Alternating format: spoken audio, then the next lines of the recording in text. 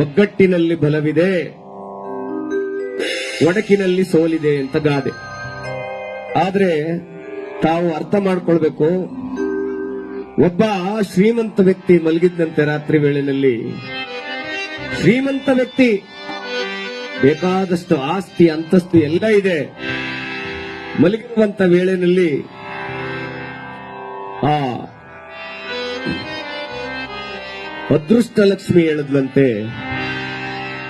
ಅಯ್ಯ ಸಾಹುಕಾರ, ನಾನು ನಿಮ್ಮ ಮನೆಯನ್ನು ಬಿಟ್ಟು ಹೋಗ್ತಾ ಇದ್ದೇನೆ, ನಾನು ನಿಮ್ಮ ಮನೆಯನ್ನು ಬಿಟ್ಟು ಹೋಗ್ತಾ ಇದ್ದೇನೆ ಎಂದಾಗ ಆ ಶ್ರೀಮಂತ ವ್ಯಕ್ತಿಗೆ ಕಣ್ಣಲ್ಲಿ ನೀರು ಬಂದುವಂತೆ. ಕನಸಿನಲ್ಲಿ, ಇಲ್ಲಿ ಕನಸಿನಲ್ಲಿ ಬಂದಾಗ ಅದೃಷ್ಟ ಲಕ್ಷ್ಮಿ ಹೊರಟೋದ್ಲು. ಬೆಳಗಿನ ಜಾವ 4 ಗಂಟೆನಲ್ಲಿ ದರಿದ್ರ ಲಕ್ಷ್ಮಿ ಬಂದ್ಲಂತೆ ಕನಸಿನಲ್ಲಿ. ನೋಡಿ, ದರಿದ್ರ ಲಕ್ಷ್ಮಿ ಕನಸಿನಲ್ಲಿ ಬಂದು ಹೇಳದಂತೆ, ಇನ್ ಮುಂದೆ ನಾನು ನಿಮ್ಮ ಮನೆಯಲ್ಲಿ ಇರ್ತೇನೆ, ನಿನಗೆ ಕೊಡಬಾರದ ಕಷ್ಟ ಕೋಟಲೆಗಳನ್ನ ಕೊಡ್ತೇನೆ, ನಿನ್ನ ಶ್ರೀಮಂತಿಕೆಲ್ಲ ಇವತ್ತು ನಾಶವಾಯಿತು ಅಂತ. ಇನ್ನೇನು ಮಾಡ್ಲಿಕ್ಕಾಗುದಿಲ್ಲ, ಭಗವಂತನ ಪ್ರೇರಣೆ ಅಂತೇಳಿ ಆ ಶ್ರೀಮಂತ ಬೆಳಗ್ಗೆ ಎದ್ದು ಕಣ್ಣೀರಾಗ್ತಾ ಕುಳಿತಿದ್ದ. 1, 2, 3 ದಿನ. ಅವರ ಮಕ್ಕಳೆಲ್ಲ ಕೇಳಿದ್ರು, 3 ಜನ ಗಂಡು ಮಕ್ಕಳು, 3 ಜನ ಸೊಸೆಯಂದ್ರು ಕೇಳಿದ್ರು, ಅಪ್ಪ ಯಾಕೆ ಕಣ್ಣೀರಾಗ್ತಾ ಇದೀಯಪ್ಪ ನೀನು? ಏನಿಲ್ಲ ಮಗ, ನಿಮ್ ಪಾಡು ನೀವು ಜೀವನ ಮಾಡಿ.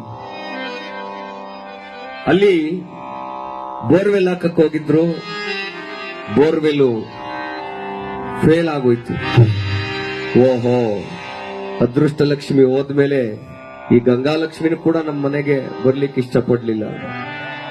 ಬೆಳೆ ನಾಶವಾಗಿ ಹೋಯ್ತು, ವ್ಯಾಪಾರಗಳು ಕೈ ಹಿಡಿತಾ ಇಲ್ಲ. ಹಾಗೊಂದು ದಿನ, ಒಂದು ಹಬ್ಬದ ದಿನ ಬೆಳಗ್ಗೆ ಎದ್ದು ಒಬ್ಬ ಹಿರಿ ಸೊಸೆ ಉಪ್ಪಿಟ್ಟು ಮಾಡ್ತಾ ಇದ್ಲಂತೆ. ನೋಡಿ, ಉಪ್ಪಿಟ್ಟು ಮಾಡ್ತಾ ಇದ್ಲಂತೆ. ಉಪ್ಪಿಟ್ಟಿಗೆ ಏನ್ ಮಸಾಲೆ ಎಲ್ಲ ಹಾಕಿ, ಒಗ್ಗರಣೆ ಎಲ್ಲ ಹಾಕಿ, ಅವಳೇನ್ ಮಾಡಿದ್ಲು, ದೇವ್ರ ಮನೇಲಿ ದೀಪ ಹಚ್ಚಿಡೋಣ ಅಂತ ಹೋದ್ಲು. ಉಪ್ಪಿಟ್ಟು ನೀರು ಮಳ್ತಾ ಇದೆ. ಈ 2ನೇ ಸೊಸೆ ಬಂದಂದ್ಲಂತೆ, ಓಹೋ ನಮ್ಮ ಅಕ್ಕ ಎಲ್ಲ ಉಪ್ಪು ಹಾಕುದು ಮರ್ತ್ಕೊಂಡವಳೆ ಅಂದ್ಬಿಟ್ಟು ಏನ್ ಮಾಡಿದ್ಲು, ಒಂದಿಡೀ ಉಪ್ಪು ತೆಗೆದು ಆ ಉಪ್ಪಿಟ್ಟು ನೀರೊಳಕ್ ಹಾಕ್ಬಿಟ್ಲು. ಅವಳು ಮಳ್ತಾ ಇರ್ಲಿ ಅಂದ್ಬಿಟ್ಟು ಆ ಉರಿನ ಕಡಿಮೆ ಮಾಡಿ ಪಕ್ಕದ ಮನೆಗೆ ಹೋದ್ಲು. ಇಲ್ಲಿ 3ನೇ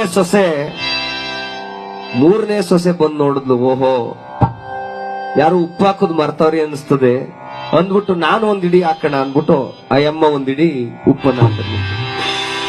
ನೋಡಿ, ಹಿರಿ ಸೊಸೆನೂ ಒಂದಿಡಿ ಹಾಕ್ಬಿಟ್ಟು ಹೋಗಳೆ ದೇವ್ರ ದೀಪ ಹಚ್ಚಕ್ಕೆ, ಮಧ್ಯಮದವಳು ಹಾಕವಳೆ, ಕಿರಿ ಸೊಸೆನೂ ಹಾಕವಳೆ. ಉಪ್ಪಿಟ್ಟಾಯ್ತು, ಯಜಮಾನ್ರಿಗೆ ತಂದು ಕೊಟ್ರಂತೆ. ನೋಡಿ, ಮನೆಯ ಹಿರಿಯ ಯಜಮಾನ್ರು ಕೊಟ್ರಂತೆ. ಅವನು ಒಂದು ತುತ್ತು ತಿಂದ ತಕ್ಷಣ ಬಾಯಿಲೆಲ್ಲ ಉಪ್ಪುಪ್ಪು.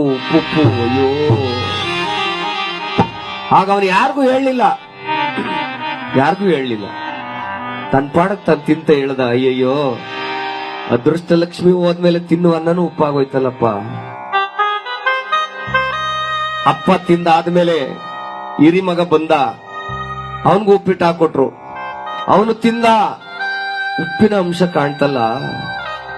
ಉಪ್ಪಿನ ಅಂಶ ಕಂಡಾಗ ನಮ್ಮ ಅಪ್ಪನೇ ಏನೂ ಮಾತಾಡಿಲ್ಲ, ತಿಂದವನೇ.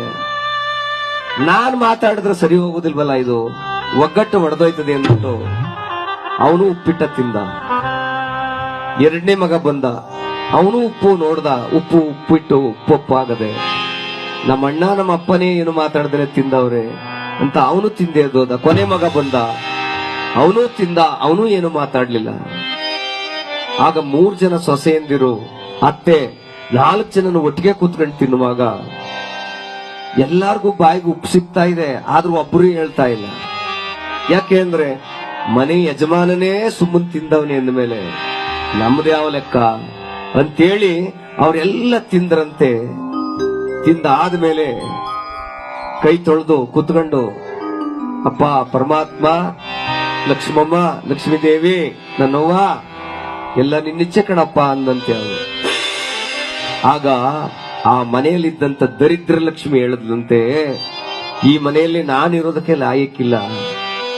ಯಾಕೆಂದ್ರೆ ಉಪ್ಪಿಟ್ಟು ಉಪ್ಪಾಗಿದ್ರೂ ಕೂಡ ಎಲ್ಲರೂ ಯಾರಿಗೂ ಕೂಡ ನೋವಾಗಬಾರದು ಅಂತೇಳಿ ಎಲ್ಲರೂ ಸಮಾಧಾನವಾಗಿ ಒಂದೊತ್ತು ತಿಂದ್ರಲ್ಲ. ನಿಮ್ಮ ಒಗ್ಗಟ್ಟನ್ನ ನೋಡಿ ನಾನಿಲ್ಲಿ ಇರೋದ್ ಸರಿ ಇಲ್ಲ, ಇನ್ನು ಏನಿದ್ರು ಅದೃಷ್ಟ ಲಕ್ಷ್ಮಿ ಬರ್ಲಿ ಅಂತ ಅಂದಾಗ ಆ ದರಿದ್ರ ಲಕ್ಷ್ಮಿ ಮನೆಯಿಂದ ಹೊರಟೋದ್ಲಂತೆ, ಅದೃಷ್ಟ ಲಕ್ಷ್ಮಿ ಬಂದ್ಲಂತೆ. ನೋಡಿ, ಇದ್ರ ಉದಾಹರಣೆ ಇಷ್ಟೇ.